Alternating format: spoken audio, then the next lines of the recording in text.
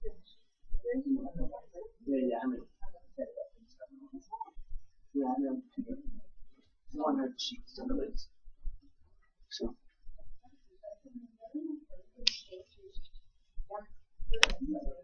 right, so good morning, everybody. I'm going to go give a basic talk, back to the basics about ultrasonography, to try to discuss why it is that we do what it is that we do, specifically when trying to obtain an image. So I'm going to give a couple of slides just on the modern history of ultrasonography. This is somebody called Lord Rayleigh, who was an English physicist, and in 1877 he published a manuscript called The Theory of Sound, and he described sound waves as a mathematical equation. This was soon followed by Pierre Curie and his brother Jacques. Everybody remember Madame Curie? That was his wife. He was a French physicist, and in 1880 he described something called the piezoelectric effect.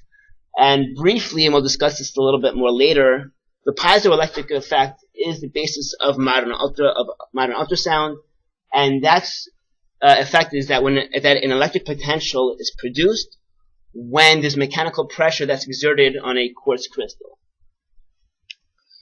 That was soon followed by Gabriel Lippmann, who was a French physicist, and in 1881 he deduced the reciprocal behavior, that you can achieve a mechanical stress in response to a voltage difference, and he only derived that from thermodynamic principles, and the Curie brothers verified it experimentally. So we all know that this is a picture of the long-lost Titanic. This, in 1912, this was one of the impeti to produce ultrasonography, because they couldn't find the ship where it was, both when it was above water and as it was sinking, and also below. So that was one of the impeti, and that was soon followed by World War I.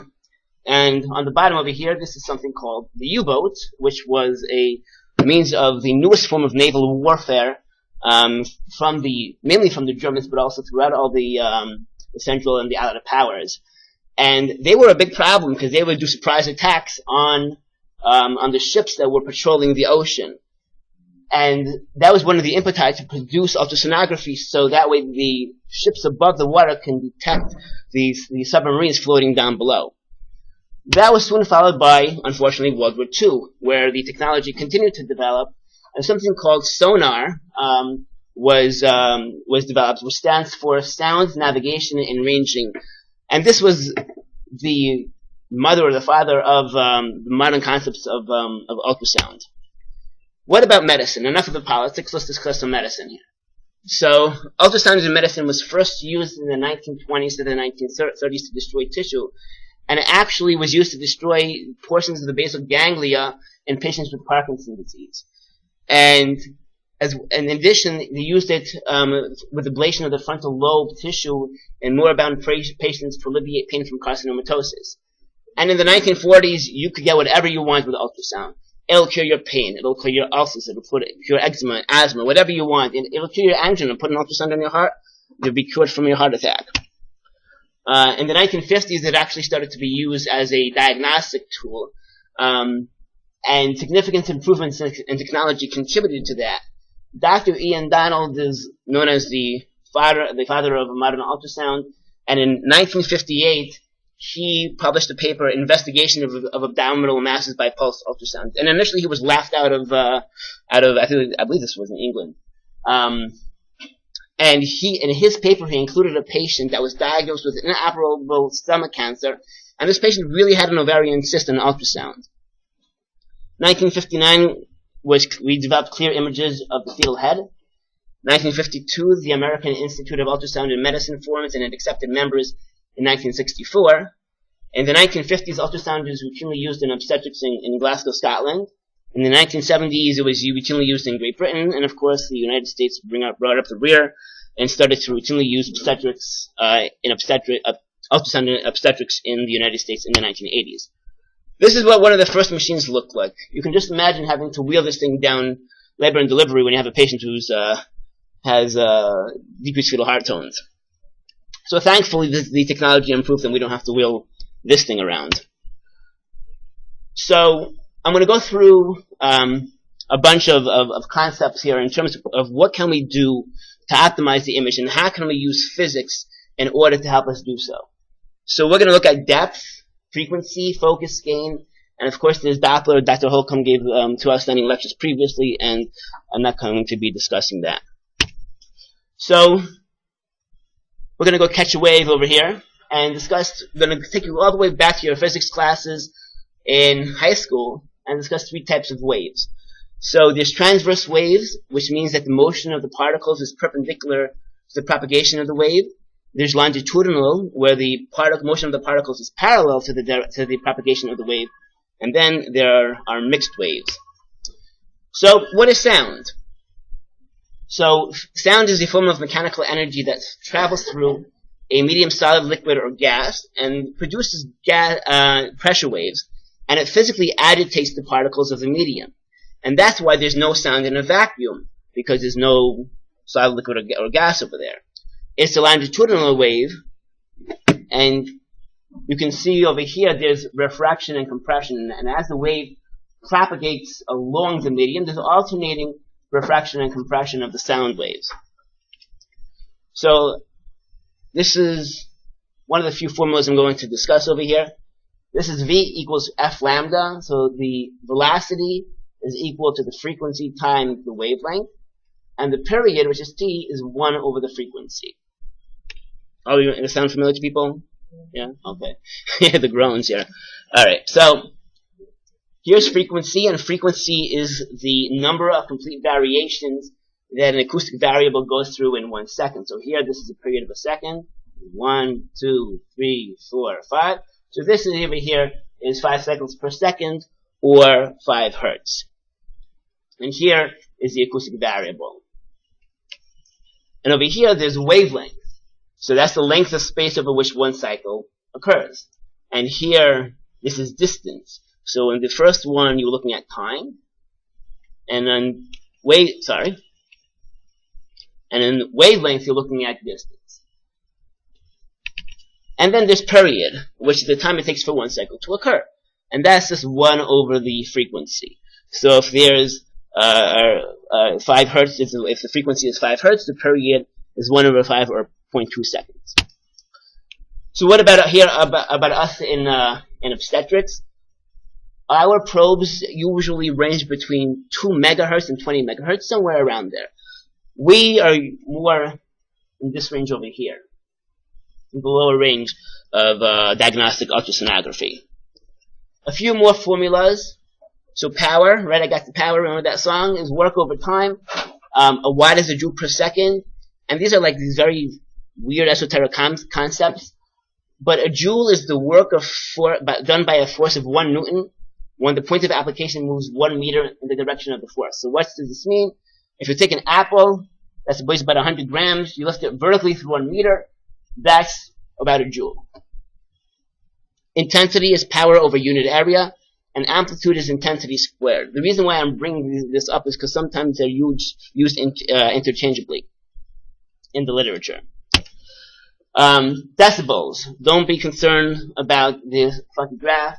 The intensity levels in decibels is 10 times the log to 10 of Ix over IR. So X is what is the thing that you're looking at, and R is a reference point. So a difference of 10 decibels is 10 times more intense. A difference of 30 decibels is 1,000 times more intense. And this is just a decibel scale. The threshold of hearing, which is the reference range, is 0 decibels. Rustling leaves is 10 decibels. Busy street traffic, 70 decibels. A large orchestra, about 100. Threshold of pain is 130 decibels. And instant perforation of the eardrum is 160 decibels. So don't move your Walkman, if anybody has those in your iPad now, to that point. So the acoustic speed of a wave varies depending upon the medium that the wave is going through. So sound travels through air at 331 meters per second, water 495 meters per second, soft tissue 1540 meters per second, keep an eye on this one, and bone 4080 meters per second. And within tissue itself, it depends upon the type of tissue that you're looking at. So you can see that the propagation speed varies depending upon the type of tissue. The average of soft tissue is 1.4 millimeters per microsecond, or 1540 meters per second. And this is just a chart that you can see that as the frequency of the probe increases, the wavelength decreases, and the period gets smaller. So, let's discuss some ultrasonography here. So in ultrasound, when you change the depth and you see a greater area, the reason why that happens is because you're increasing the wavelength. So since you're increasing the wavelength, you can see deeper. But since you're changing the wavelength, your frequency has to decrease because the velocity is the same, and therefore so does your resolution. Here is a picture of our E8. Where is the depth button? I'm sure all the sonographers know this. But this is where the depth button happens to be. And you can flick it up and flick it down and look at the image on the screen. What about zoom? So I always had a question, what's the difference between zooming in on your image and changing the depth of your image? So when you zoom in on an image, you're actually just increasing the pixel size. You're not changing the frequency. You're not changing the wavelength. You're not changing the resolution. You're just changing the pixel size, as opposed to changing the depth, where you do change the resolution. Okay? Yeah, guys? Yeah? No? Questions? Okay. So now we're going to go discuss reflection. So reflection is the change in direction of a wavefront at an interface between two different media, so that the wavefront returns to the medium from which it originated. And you can just pretend that this is like a mirror, so you know the angle of incidence equals the angle of reflection. So what does this matter with ultrasonography? If you hold your probe at an angle to the surface, the reflection is going to be decreased. So you want to try to hold your probe perpendicular to the surface of interest, so the angle of incidence really is zero there. So acoustic impedance is a concept which means that the resistance of tissue to the passage of ultrasound, and that's tissue density times propagation velocity, and you can see that the acoustic impedance increases as throughout the different body tissues over here. So air has the least amount of impedance, and bone has the most amount of impedance. And both bone and air are very important. Let's take a look at the percent reflection between two different areas over here. So the boundary between muscle and fat is about 1% reflection. The boundary between bone and muscle is about 41% reflection. The boundary between soft tissue and air is 99% reflection. The boundary between soft tissue and water is 0.2% reflection. These two are very, very important. Did anybody ever wonder why we use gel? We're trying to put Aquasonic, make sure that they have enough money to continue for their stockholders. We happen to use it a lot. Why can't we just take the probe and put it on the belly and scan the patient? So really what we're trying to do is decrease this percent reflection over here. Notice that the percent reflection between soft tissue and air is 99%. And notice that the percent reflection between soft tissue and water is only 0.2%. So since the acoustic impedance between soft tissue and air, between air and skin is so different, so there's going to be a large amount of reflection, and you wouldn't be able to get a good image. So when you put gel, which is water-based, that reduces the acoustic impedance by 500-fold, and you get the amount of reflection between those two boundaries is exponentially reduced, and therefore you can get a much better image.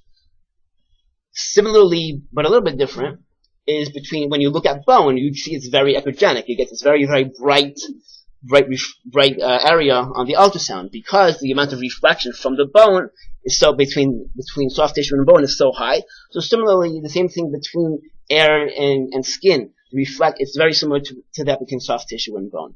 And that's why we use gel, which is water sound based, to reduce that reflection. So then there's something called backscatter, which is when a sound wave is reflected from an uneven surface, it radiates in more than one direction. So for example, here you just have this very smooth surface over here, as opposed to an uneven surface over here, which is usually what we are dealing with. And so it's going to bounce in, and you're going to have one sound wave bouncing in, but it's going to diffusely scatter into multiple directions. So scatter occurs when the wavelength also occurs when the wavelength of the ultrasound wave is larger than the dimensions of the structure that you're looking at. And the reflected echo scatters in many, many different directions and results in different echoes of weak amplitude. So here is a probe. You've got your sound waves that are approaching a target. It approaches the target, and bam, you get all these different scattering of the sound waves over there. And there is still reflection over here, but you have the different scattering over here. This scattering of the sound waves is one of the most important concepts when using Doppler blood flow. Okay. That's when you look at that. When you use Doppler, we're looking at you use the different scattering to get an image. Then there's something called refraction, and we all used to do this when we were a kid. We used to take a pencil and stick it into a glass of water and say, "Oh, look, Ma, the pencil's bending." So refraction is the change in the direction of sound that occurs when sound encounters an interface between two tissues that transmit sound or light at different speeds. So because the frequency remains constant, the wavelength changes to accommodate the difference in speed and the speed of sound between the two tissues. And this results in a change, and the result of the change in wavelength is a redirection of the sound pulse as it passes through the interface. I'm sure you all remember Professor Snell, who may bring back memories or nightmares. But this just describes the relationship between the angles and the velocities of the waves. So you have, it equals the ratio of the material velocity to V1, V2 into the ratio of the signs of the incident and the refracted angles. If you don't remember this, don't worry about it. Okay. Then there's something called attenuation.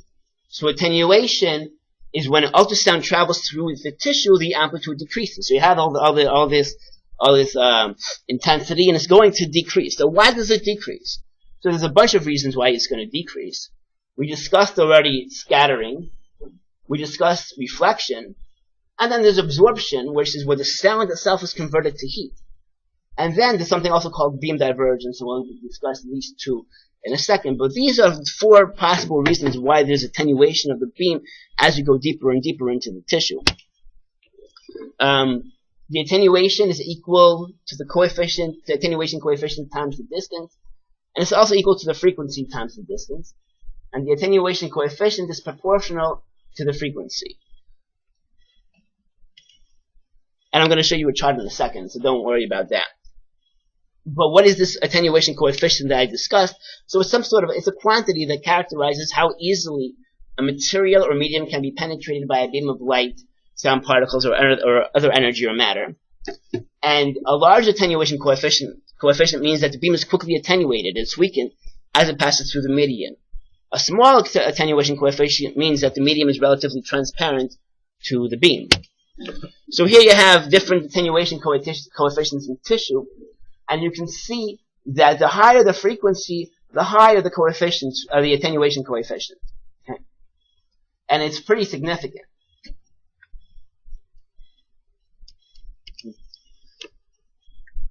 And I just want you to take a look at the intensity reduction. So here you have an increase in the frequency, increase in the amount of megahertz over here. Here's the intensity reduction in a 1 centimeter path, 21%. If you have a 2 megahertz, it's 37% reduction, etc., etc., etc. The intensity reduction in a 10 centimeter path you have here for 1 megahertz is 90, 2 is 99, 3 is 99.9, 5 is 99.999, etc. The differences between going down from 2 and 10 seem to be minuscule. But if you think about it, the difference between these numbers is about 1,000-fold. And the difference between these numbers is about 1,000-fold. So there you have 1,000-fold difference in the intensity reduction between these frequencies over here, over a 10 centimeter path.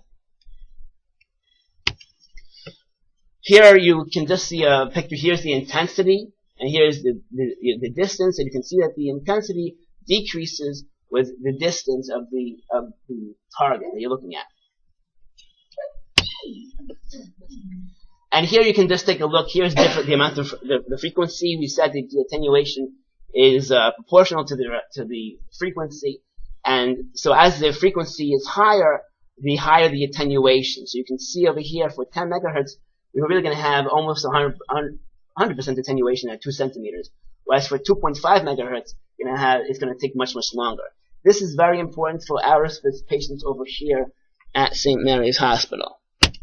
Okay? Why? No, I'm serious. For superficial structures, you use a transducer with a higher frequency. And for deeper structures, you use a transducer with a lower frequency. So if you have patients who have obesity, and you're using a lot of your beam to get through the skin, you want to use a transducer with a lower frequency and a higher wavelength. However, this will reduce your resolution. So you're trying to exchange tit for tat. So what can we use to counteract our attenuation? So the physicists knew we were going to have this issue, and there's a concept called gain. And what gain is the overall brightness of the image. So if you have too much gain or too little gain, you're not going to see your image very well, and it's going to be difficult to see subtle differences in texture, which may be, very important to see, especially for what we do. And gain is one of the most important things to become accustomed to making changes in.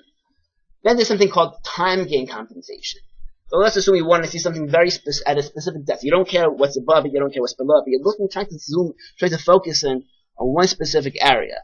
So you can adjust it at a different depth, and it could be simply a near or a far field adjustment. Some of them have like 10 separate depth adjustments on the platform-based machines, and it's used to compensate for stronger attenuation or enhancement by superficial tissue. And physically, what gain does, it increases the amplitude. So here is a picture of an ultrasound. Here's your distance, and here you're not using any time gain compensation. When you use the time gain compensation, you're sort of correcting for the attenuation, and you're sort of adding in a certain amount of decibels to the probe itself. So I'll show you. I'll show you over here. This is the time gain frequency over here. Those are all those little buttons that you look at. And sometimes people will just have a tendency to move this more to the left and this more to the right just when you start out. And what you're doing over here is this: when you move the top one to the left and the bottom one more to the right, you're really following this line, and you're going to get basically somewhat increased amount of amplitude through your tissue. And just here, looking over here, here's just an ultrasound probe that's going through the different distances. Here's 50. You can see as it gets farther and farther away from the probe itself, the amount of decibels decreases. If you use the time gain control, the amount of decibels remains the same as the tissue gets farther and farther, as your target is farther and farther away from your probe. Okay. So this is just what do we increase the gain on the E8 machine. Look at the 2D and you turn the knob. And this is the time gain control up over here. So resolution. Resolution is the ability to discern two close objects as being distinct and separate. The smallest distance is the resolution of the ultrasound equipment. And it's directly proportional to the frequency, and it's inversely proportional to the wavelength. So, if you have two objects closer than a wavelength apart, the two objects will not be discerned as separate objects. So, we're going to discuss something called axial resolution. And this is the ability to resolve objects in the imaging plane that are located at different depths along the direction of the sound pulse. The smaller the axial resolution, the better the picture. So here you can see four different targets over here. This probe specifically can resolve the top two, but the bottom two appear as one object on the specific probe. And here you can just here's an ultrasound pulse that's going through two different targets. There's A, here's hitting A, and there's reflections from A. And here it hits B, and there's reflections from B. And since they're more than a wavelength apart, you're going to see two different arrows, two different targets coming back, reflected back. Over here, they put the two objects closer together. They seem to also like to increase the wavelength. So as your pulse hits the two different targets, it's going to hit them both in the same wavelength, and you're going to get one image coming back to the ultrasound probe. The axial resolution equals the spatial pulse length divided by 2, or the number of cycles per pulse divided by frequency. Again, don't sweat this. I'm going to skip this for you guys too. But what is this spatial pulse length? When you use an ultrasound, it's not a continuous propagation. It comes out in different pulses. So you can have these 3 small pulses and a rest, 3 small pulses and a rest, 3 small pulses and a rest. So the length of this pulse is helps improve the axial frequency. Sorry, the axial resolution. So axial resolution looks at depth. Lateral resolution looks at items to the side. So lateral resolution is the ability to resolve objects within the imaging plane that are located side by side. And it's the same depth from the transducer. So here you have, you're scanning along you're scanning along the patient, and here is target 1, here's target 2, here's target 3, here's target 4. So target 1 and 2 are going to be discerned as 2 separate objects, whereas target 3 and target 4, they're still in the same cone from the transducer. They're going to be discerned as one object. So it could be varied by adjusting the focal length of the transducer, which is the point where the beam is the narrowest and the resolution would be the highest. And we'll get to that in a second. So again, here's just your transducer throwing out a pulse. Here's 2 different targets, A and B. So over here, you'll get A coming back as one item, B coming back as its own item. But over here, since A and B are closer together, really, it's going to come back as one item as opposed to being 2 distinct entities, because the resolution isn't as high over there. So, anybody remember this? Dr. Gross? Beam me up, Scotty, right? Beam me up, Scotty. So let's discuss the beam. So, the beginning of the beam is the same size as the diameter of the transducer. And the beam from the ultrasound will converge and then it'll diverge. And the narrowest point along the beam is the focus. And the image is the best at that point. So half the focal zone is in something called the near field, and half is in the far field. So what's this Fabber-Jabber? So here is your transducer. Here is something called the near field. Here is the far field. And here's something called the transition zone. And you can see that the diameter of the cone gets exponentially larger. And you can really focus your beam where it is that you want it to be. So here you have weak focusing. You can see that the focal point is pretty wide over here, whereas over here it's pretty narrow. The difference between these 2 images is the lens over here. So all ultrasound probes have lenses on them, and the lens will help focus the beam. And what it can do, since it's curved, the distances are going to be different.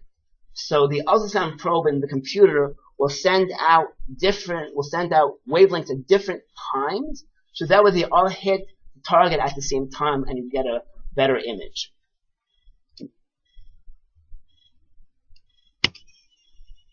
And here is a picture of how do you change the focus, how do you change the focus of the beam on the actual ultrasound. And, I'm sorry, this is from an older machine. There is a little arrow over here, and this is to tell you where the focal point happens to be. Okay. Not the yellow one, the white one.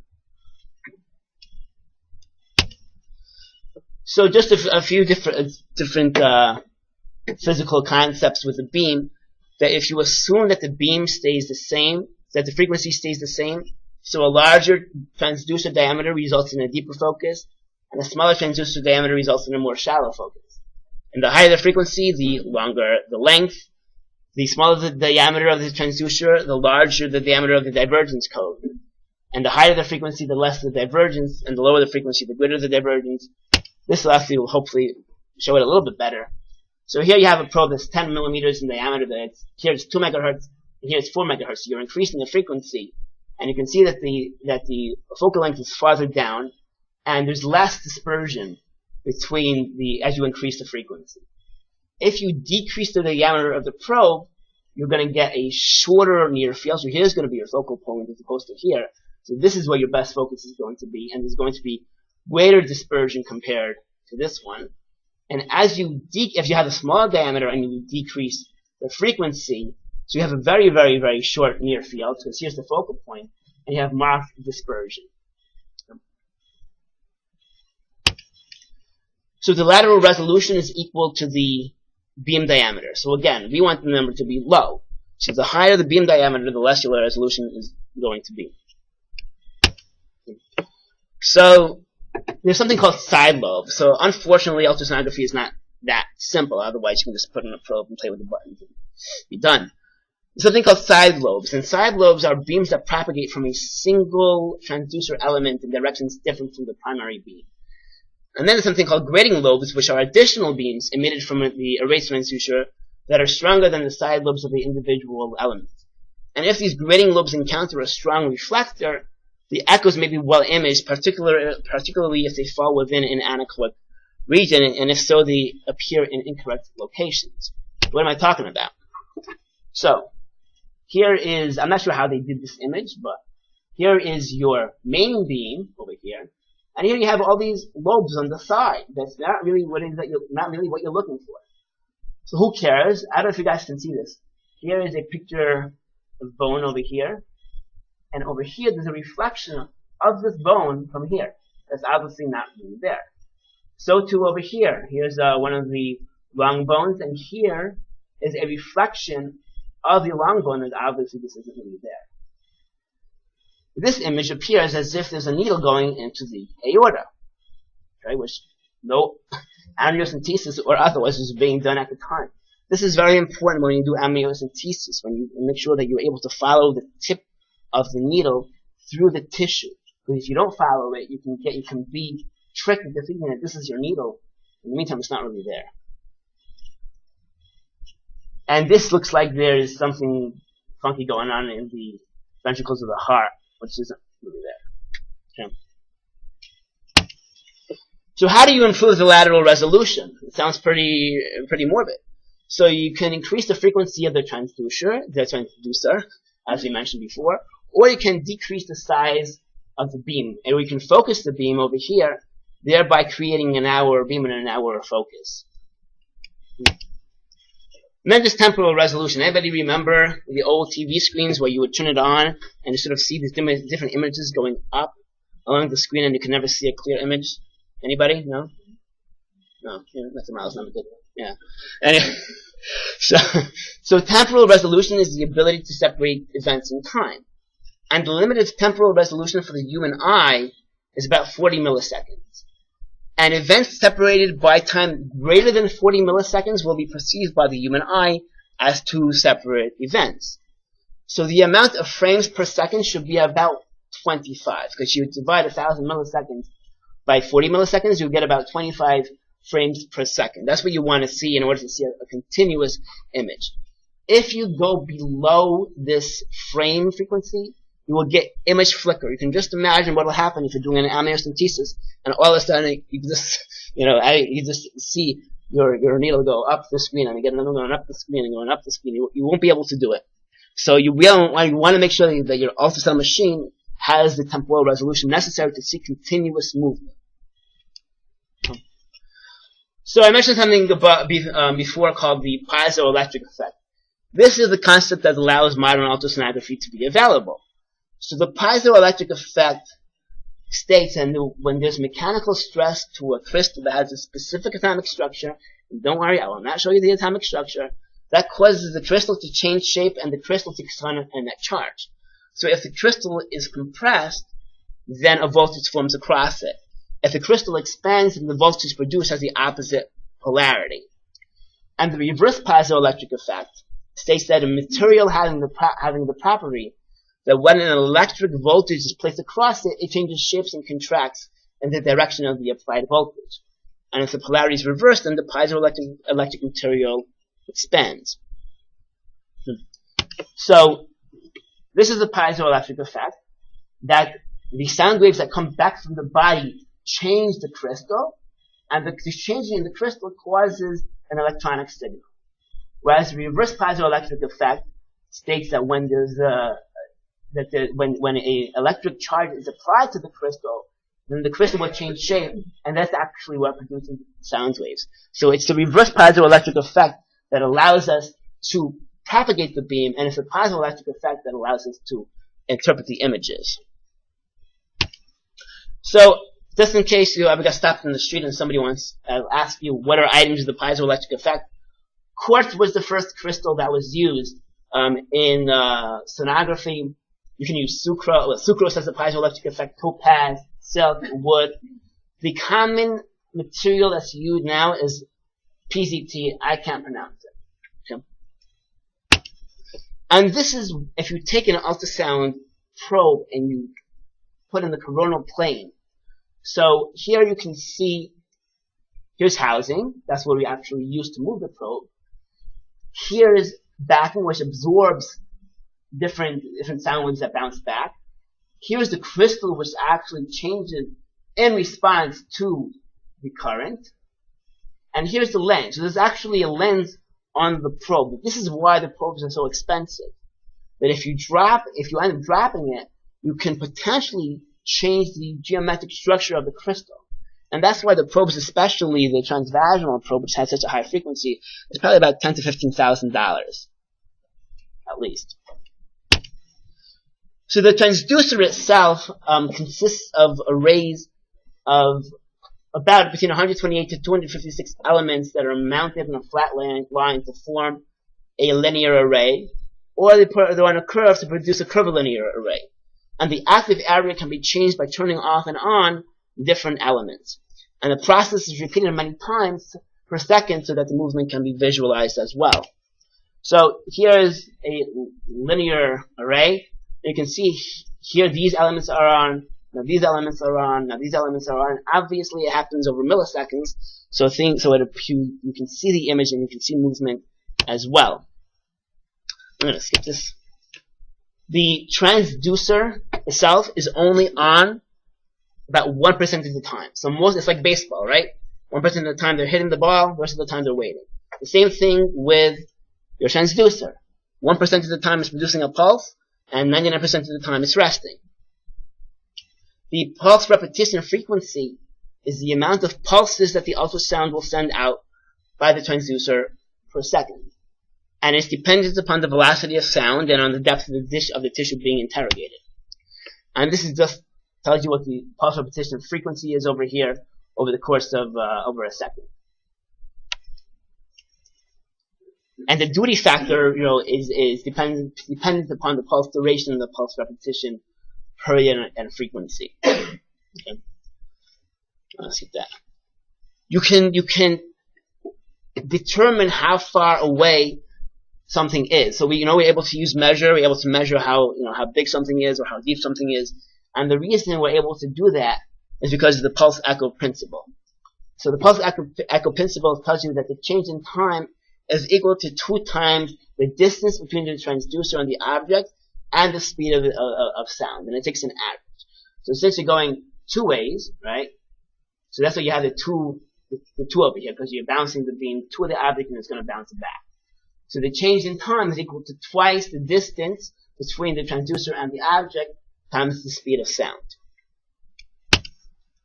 So we have A modes and B modes and M modes, and it's interesting because the A mode was something called the amplitude mode, and so hence the A, and that was just a single element sending out a pulse. And the returning signals are just spikes. So, and the stronger echoes have power spikes, and they're not used in OBGYN. You can just imagine what would happen. You have a transducer over here is going through the skin, here's a spike. Then it's going through tissue, here's a spike. Then it's going through the second wall, here's another spike, and then it's going through the vertebrae. This is what you would see on your screen. You can just imagine trying to interpret an ultrasound image with different spikes. Okay? The B mode, which is what we do use in ultrasound, kind of obstetric ultrasonography currently, is created by sweeping the beam through the target area and detecting echoes along the scan lines. And returning echoes come back as dots or pixels. And the strength of the echo determines the brightness of the dots. The sweeping beams that happens over and over and over again, thousands of times per second, creates real-time images. So this is beam mode. This is different dots. That's it. But when it occurs over multiple elements and thousands of times per second, you will see an image. Okay. And this is again the same knob as the gain. This is what we use to see 2D B ultrasound. Sometimes we look at M mode, which stands for motion. And M mode is B mode just with continuous update of the returning echo, so you can see movement. The echo signals along the beam path are displayed as dots in the vertical axis according to the depth of the reflectors, and the brightness of the dots is determined by the echo strength. So here's a picture that I took from the AIUM. Here you want to take a look at the movement of the chambers of the heart, and here is the right atrium, the tricuspid valve, right ventricle, here's ventricular contractions. So you can see the movement of the specific items in question, and this is the way that they show up on the screen. And this is where the M mode is on the E8. Now, what about 3- and 4-dimensional sonography? And I think there's a mouse for this. Nowadays, our pictures are really 4D ultrasound because it's really 3D ultrasound in real time. So you have an X axis, a Y axis, and a Z axis, and that's what we get, like our 3D images. It looks very cool, and you can make albums for your friends. But really, if you look at it over time, in real time, that's what we call a 4D ultrasound. We don't really do 3D ultrasound if you're going to be, specific about it. Because, unless you're looking at the image itself and then you freeze it and then you play with the XYZ axis. But when you create the image, it's really a 4D ultrasound. And here, 3D ultrasound comes from 2D, and 4D is real-time 3D. So you have these different elements that shoot out echoes, and as it moves over time, you get the 3D and the 4D image. Okay. Then there's something called harmonics. So harmonics came into play in ultrasonography because large amounts of fat or thickened skin layers or dehydration can cause a predominant amount of scattering. Harmonic frequencies are frequencies generated from the target. So it's not coming from the probe. It's bouncing back from the target. There's a direct multiple of the fundamental frequency. So here you have something that's 4 hertz, and here this is 8 hertz. So it's a direct multiple of the initial frequency, and this is actually comes reflected back from the target itself. So due to the distortion of the sound waves, so harmonic frequencies may be transmitted by the tissue. So the probe detects the fundamental frequency reflected by the tissues, and the harmonic frequencies produced by the tissue, and then it focuses on the harmonic frequency. So if the fundamental frequency is 4, it'll look for 8 or 16 or 32 hertz coming back, or megahertz coming back at it. And it ignores everything else. So it ignores all the other different scattering that's there, and it just focuses on the multiples of the fundamental frequency. And this improves the axial and the lateral resolution, but it decreases the penetration. So on the E8, there's something you see as harmonic frequency. There's low, mid, high. I'm not exactly sure what the differences are between them, but this is how you can change the harmonic frequency. And here you can see the picture. Here you have conventional imaging. There's a beam that's propagated towards the target, and then there's reflection. And over here, it's just looking at the reflected beam from the tissue itself. Supposedly, this is supposed to be a difference between harmonics on and harmonics off. I guess they're looking over here. I don't see much of a difference between the two, but that's the image that they had. So again, to optimize the image, depth we looked at frequency, we looked at focus, we looked at gain. So there's a concept called ALARA, and you want to know, or ALARA, probably ALARA. And that is the concept that we use in ultrasonography. And that stands for you use an amount of energy that's as little as reasonably achievable. Okay. Safety. Is ultrasound safe? How many ultrasounds are safe? What's the frequency that's safe? We know that nowadays we use ultrasonography to destroy fibroids, right?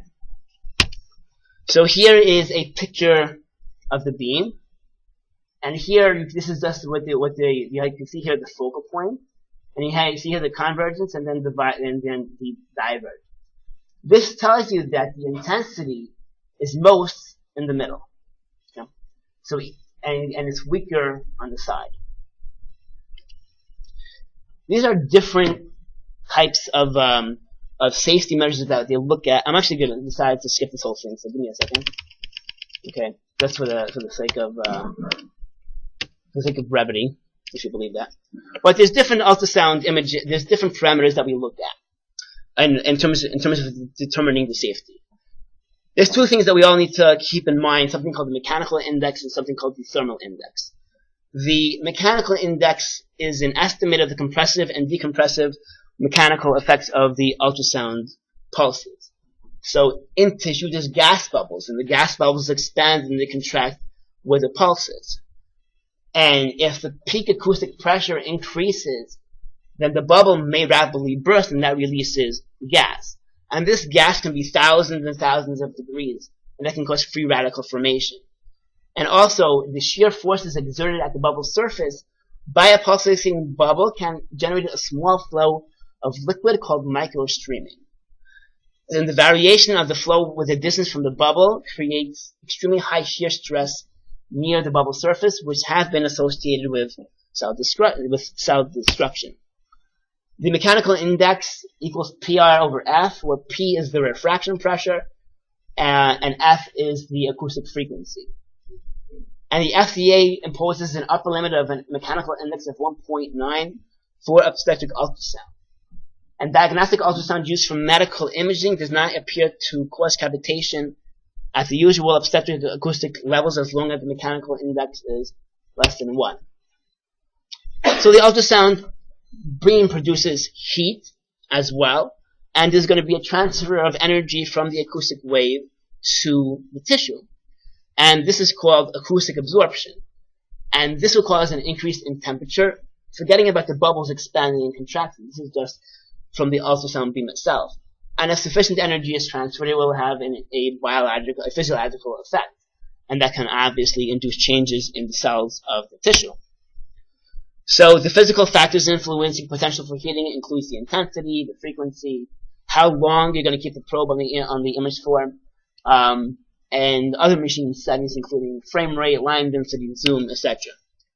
Then there's the thermal index, which is the ratio W over W degrees, where W is the acoustic power emitted by the transducer at any time, and the W degrees is the power required to cause a maximum temperature rise of 1 Celsius in the beam that's contributed by the ultrasound absorption alone. Okay? That's the thermal index. What do we care about this for? We use different measures depending upon how far along the gestation is. The CI, the thermal index, S is for soft tissue, and that's the value used for the embryo. TIB is for bone, that's the value used for the midterm fetus. TIC is the cranial bone, and that's the value cutoff used for the fetus at term. So, if there's a TI of 0.7, the recommendations are that there's no time restriction but observe ALARA. If it's 1, you shouldn't use it more than 60 minutes. 1.5, not more than 30 minutes, etc., etc. Once it hits 3, you shouldn't really scan an embryo or a fetus. And the question is, what are the bioeffects of ultrasound? This is from the AIUM, so I took it from that site. The reduced birth weight, animal data says yes, human studies show it's controversial. And the other interesting thing is handedness, that there's increased non-right-handedness, increased left-handedness. With ultrasonography, I think it would be an interesting study to look at. But you can see really in terms of malignancy or neurologic development, that hasn't been shown to be a problem.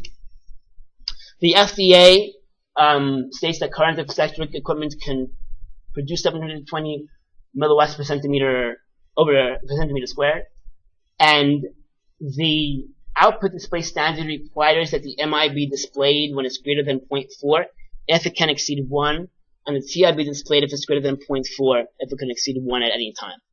So here's a picture,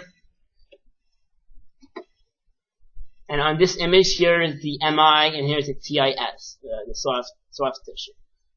Okay, so these are just things, if you hit 3 over here, you gotta stop. It's highly unlikely you're gonna hit anywhere near those levels, so then they wouldn't be allowed to use it in the clinical realm. But still, it's just something to take into consideration. That's what those numbers are up top. So the ACOG came out with management guidelines for ultrasonography in pregnancy.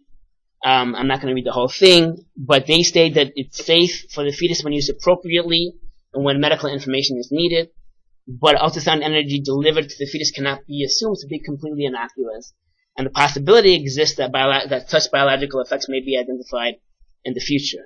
And this should only be used when there's a valid medical indication at the lowest possible exposure necessary. So that's the ALARA principle. Alright, I'm going to stop. Any questions about that? On your picture of the ultrasound, the power is off to the right. Mm-hmm. When I trained way back when, there was a button and you could actually control the power and lower it. We always used the smallest amount of power possible. And on the new machines, I have no clue. I will always be 100%. And based on what you're telling us, we shouldn't be at 100% lower all the time. We changed when we had our observation. We had the company change all our power down off of it. And they said that everything that we could have had we had changed it when I think someone was like 97.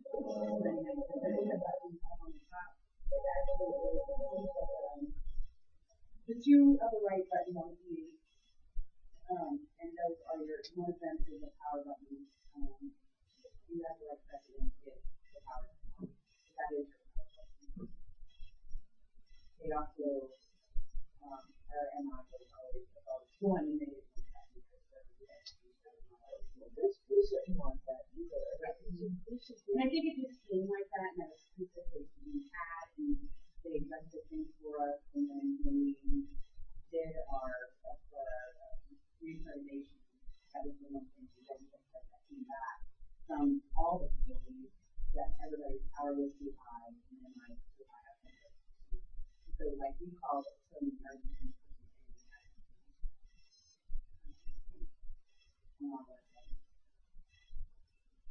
It actually, yeah, the MI actually shows up, if it's above 1, it actually shows up red on the phone. If it's above 1, you need lots of millions in that one. So, you can turn it up, you can turn the MI up, but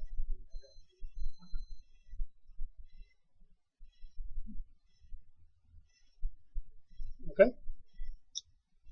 Thank you.